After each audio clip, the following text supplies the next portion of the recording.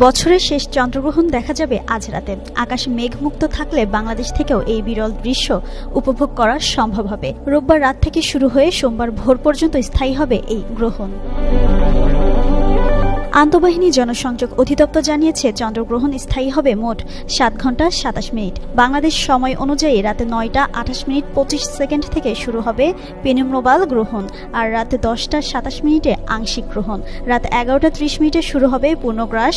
সর্বোচ্চ গ্রহণ ঘটবে রাত 12টা 11 মিনিটে আর শেষ হবে ভোর 2টা 55 মিনিটে।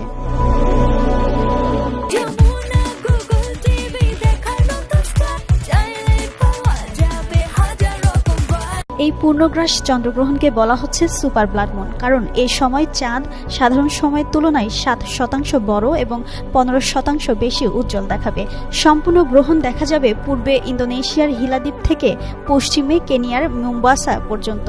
আংশিকভাবে দেখা যাবে এর আশপাশের অঞ্চলগুলোতে, তবে উত্তর আমেরিকা, ক্যারিবীয় এবং দক্ষিণ আমেরিকার বেশিরভাগ অঞ্চল থেকে এই গ্রহণ দেখা যাবে না। চন্দ্রগ্রহণ ঘটে যখন সূর্য, পৃথিবী ও চাঁদ একই সরল রেখায় আসে। পৃথিবীর মাঝখানে সেই সূর্যের আলো আটকে দেয় আর তার ছায়া পড়ে চাঁদের উপর। কৌণিক দূরত্বের কারণে কখনো গ্রহণ হয় আংশিক, কখনো হয় পূর্ণগ্রাস। আজ রাতের আকাশ তাই রং বদলানো চাঁদে সাজবে এক অনন্য মহাজাগতিক দৃশ্যে।